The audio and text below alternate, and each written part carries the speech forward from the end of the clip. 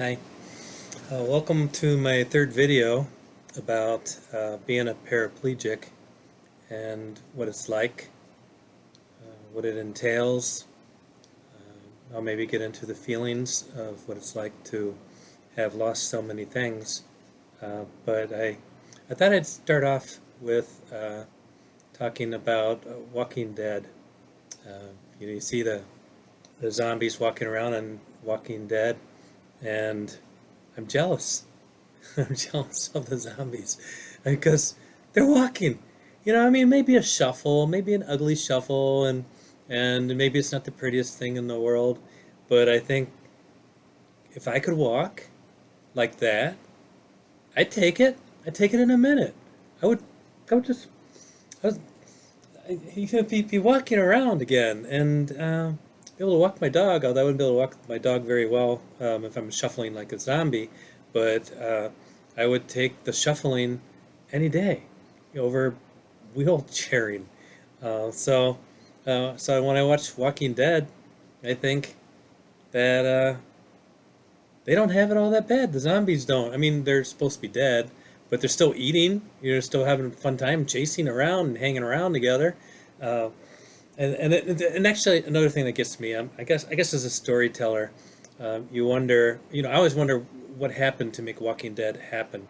So, and they haven't answered that yet. I think at this point they're not going to answer that.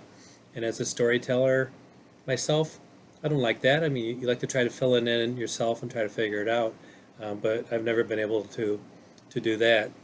Uh, but another thing when I watch Walking Dead, and again, this might be the storyteller in me, I wonder, these guys are eating. Guys, well, the girls and the guys, they're eating all the time. Where are they pooping? Are they pooping at all? I mean, they're eating all the time. It's got to be something, and it's got to be coming out somewhere. Is it all going into their pants or something, or do you have like a line of zombies all at a rest stop or something, all going to the bathroom? So in my mind, I want to know that kind of stuff. Um, I had a friend of mine that wrote a book called "I Kissed a Zombie" and loved it, and his name Adam Seltzer, and he and I were at a writers group one time, and I told him, I said, I don't get zombies. I don't want to write about zombies and eating brains and all of that, and he laughed at me, and he went and did his own thing with it. But after we were done talking, it occurred to me that maybe I should write something about zombies. So I ended up writing a short story about basically everyone's a zombie. All the humans have been eaten or devoured. All the brains are gone, and the resulting humans, when they're not able to eat brains anymore. It's eating the brains that kept them smart. I know not Walking Dead. They don't eat the brains on that, but normally the zombies eat brains, and so in my story, all the human brains have been eaten, so they're having to eat creatures that are not quite as smart, like cat brains and things like that. So the people are not as smart. When they go to school, they've had to dumb it down. When they have races and things, they have like the 100-yard run instead of the 100-yard sprint because they can't, because they shuffle. And uh, it was a lot of fun to write. So it's a fun short story. I think I might have put it into one of my short story collections, but I've never really put it out for publishing or anything. I should do it, but it's kind of a longer one. It's maybe like 6,000 words or so, maybe even more, 8. But I like the ending of it. I like the story. It was fun to tell. But anyway, going back to my jealousies of stuff. The thing about being in a wheelchair, we're not all the same. There's so many different people, different reasons that people are in wheelchairs. There are the ones that simply got old, and their knees went bad on them, and they're in a wheelchair, and they can stand on occasion. And then you've got people like Christopher Reeve, when he broke his neck, he's a quadriplegic. If I was a quadriplegic, I'd want to be me. I'd be jealous of me because I can move my hands around, and quadriplegic can't do that. I did see a video of a quadriplegic who was able to move his hands, but he couldn't move the hands itself. So he showed how he would attach things to it that would allow him to pick things up. And it was a masterful video, really, that he was able to do that. And I was glad I wasn't him, and he would probably be going, "Hey, I trade spots with Norm in a second, because Norm can move his hands. Norm can pick things up with his hands and do things more easily." So there's so many different kinds of paraplegics and quadriplegics. I mean, you've got Sean Bradley, 7'6" NFL, I'm sorry, NBA player, and he broke his neck in a bike wreck, and he's a quadriplegic, and he's 7'6". Imagine, I mean, I'm 6 foot, and I weigh 160 something pounds. He's 7'6" and weighs 350 pounds. So he has a huge electric chair to get him around. Would he switch spots with me? I'm sure he would. It's just different things, different abilities. I saw a movie, not a movie, a documentary called I gotta remember the name, Full Circle, and this is about two people who were one I think fell out of a helicopter, and another one got into a skiing accident, and they are quadriplegics from like the waist down. They're from the waist up. Everything is completely normal with them. They have all the strength that they ever had in there, and they can do things physically, like pull themselves into a car without any kind of assistance, and then reach behind them, get the wheelchair, and pull that in after them. Yeah, I'm jealous of that. I would love to be able to do that. My hand, this right here, this hand just cannot move very well at all, and I have this gizmo here. Excuse me. I should have had it out before I started the video, huh? Gizmo right here that allows me to test my hand strength and my grip strength, and I have the grip strength of a 10-year-old girl. Not to say anything bad about a 10-year-old girl, but when that girl's 11, her grip strength is going to be more than mine. And when she's 12 and she's 13, she gets stronger and stronger, and I'm not. My nerve issues go through my entire body. They affect my organs. They affect my hands. They don't affect my mouth too much, but they do affect my lungs. And I do have problems with bladder and bowel and all of that stuff. So I'm pretty messed up. But again, Christopher Reeve would have changed places with me. Superman would have taken my spot if he could have. Stephen Hawking, he ALS, made it so that he basically had nothing. He could barely, he had to control I mean, he couldn't even talk, without a device that he was able to somehow control with like one muscle or something. Just amazing what he was able to do with that.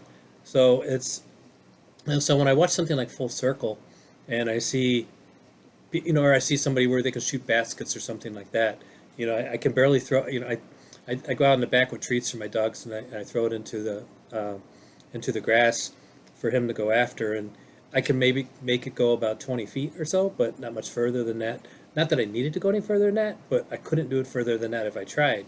So it's, there's some limitations to what I can do, but I can do other stuff. I can move. I can feed myself. I can get into bed on my own. I can get out of bed on my own. So there's a lot of things I can do. So I'm not the worst quadriplegic or paraplegic out there.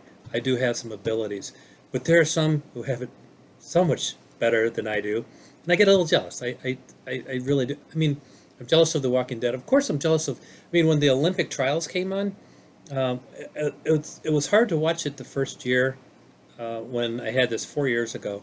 I mean, I've had this 5 years, so 4 years ago I couldn't watch the Olympics, and now I was able to watch the diving and swimming and track, and those were my sports. I was a diver in college. I was a swimmer, competitive swimmer, right up till I was 60 years old. I mean, I could still break a minute in a 100-yard sprint. I was doing 2-mile swims every other day.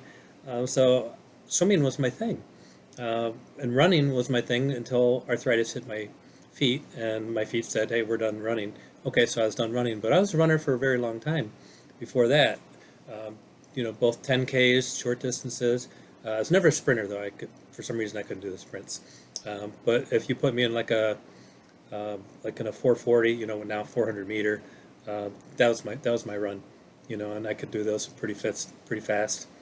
So anyway, I did find it hard to watch the Olympic trials before, but now it's easier to watch them. Watching the diving was okay. Watching the running, watching swimming, I was able to get through that. Uh, I dream sometimes of doing these things. Like I dream of walking sometimes, and those are kind of a mix. When I dream of walking, a lot of times in the dream, I know it's a dream, and I've never had that happen before. But in my dream, I'll go, "Please don't be a dream. Please don't be a dream. Please don't be a dream." Because I'm walking again, and then I wake up, and it's Groundhog Day. I'm back in my wheelchair. Uh, so the good thing is in the dream, I'm walking, so I'm getting some fun walking experience there. And what's what weird is I was not getting any dreams about swimming until recently. I had one, and I think it might have been because of the Olympics watching that. So that was my first swimming dream that I had in a while. Um, but I did want to say it's when you're in a wheelchair, you do get envious. You miss the things that you were able to do. Um, I miss not being able to walk my dog every day. He misses it. I mean, rain, snow, we're out in there, and sometimes you wonder, when you get these Groundhog Days, you just say, "Is this a punishment from God?" And I start looking at your life and saying, "What did I do wrong? What did I do that made this happen?" And then you start thinking about people who were born without arms or born without legs, and you say, "Did God punish them for something they did in the womb?" So I don't think God had anything to do with it. Um, I'd like to think that I didn't do anything evil enough to put me in a wheelchair the way I am. And then I look at other things like would I switch my position with somebody that was in jail? Would I be willing to be in a jail for life, in exchange for the ability to walk again? I don't think I would want to do that. I think I'd rather be outside and free, watching TV, doing what I want, eating what I want, and not being told where to go. Um, so I think that things could be worse even if I did have my walk. And then another thing, how about the people who lost their legs? And like I've thought many different times, if somebody said, "Hey Norm, we could cut off your leg and then put in an artificial leg, and you'd be able to walk," would I be willing to do that? Very tempting. I mean, I know a guy, my lawn mowing guy, he lost his leg in Afghanistan for an explosion, and they put a prosthetic leg on him. And you could, if he had a pair of pants on, you couldn't tell that he was missing a leg. He's so good at walking. There's no limp. There's no anything. And and I think to myself, would I be willing to trade my legs for the ability to walk? And right now, the answer is no. It's not like anyone's offered me that, but I mean, the answer is no. If I were offered that, so for now, no. And I think the reason for that is because they do have some treatments coming out where where people with severe cord injuries like mine are being able to walk again, due to gizmos being planted in the brains and in the legs that allow the brain now to communicate with the legs. So it's possible that things could change for me in the future, and I would be able to walk. So I would have my legs, my real legs here, which even after 5 years, my legs are the normal size. They have not gotten smaller. You see a lot of people that have been in a wheelchair for a long time. Their legs get very thin and very light. Mine are still 33 inches of the same size they were um, 5 years ago, and I think that's because they're spastic. So I spend a lot of time at night awake, as my legs are jumping around. So they're squeezing muscles all the time on things. So I I think for now I am going to keep my legs, even if it was offered not to.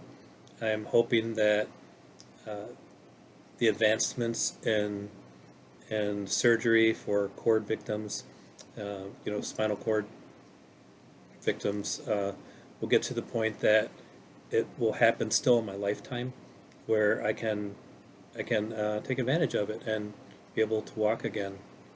So that's my hope. That's what I'm going for. Oh wait, I did want to mention one thing about shingles, or Shingrix. The vaccine that paralyzed me. Uh, I was talking to my attorney the other day, and if you watch a Shingrix commercial, the shingles vaccine, if you watch it at the end, you see the disclaimers where they're saying what things that this could cause, and one of them is Guillain-Barré disorder, and then it says muscle weakness. And I was told by my attorney they added that muscle weakness as a result of me, my case. That's why they added it, because I was so unique that they now put it as one of the dangers that you could get from Shingrix. And it's weird that they call it muscle weakness, because I don't have muscle weakness. I have a neurological disorder where my brain cannot communicate with my muscles. My muscles are perfectly fine and perfectly strong. When I go into spasms, my legs are like hard as rocks. So there's not weakness there. It's just that my brain can't communicate with them. And so for them to call it muscle weakness, I think that's maybe a way that they're trying to avoid kind of responsibility for things, or to not scare people enough that they won't do it. People go, "I'll get a little muscle weakness. No problem. I'd rather have that than the itchy, so go ahead and give me the shot." But if they were to say, or you could be paralyzed and made into a paraplegic, that might scare people away from taking it. So my thinking is that's why they say muscle weakness now. But I'm going to take full credit for that being on there. And I'm going to thank you again for listening. This is my third video, and I hope you get something out of it. I hope you enjoy it, and thank you very much for listening. Bye bye.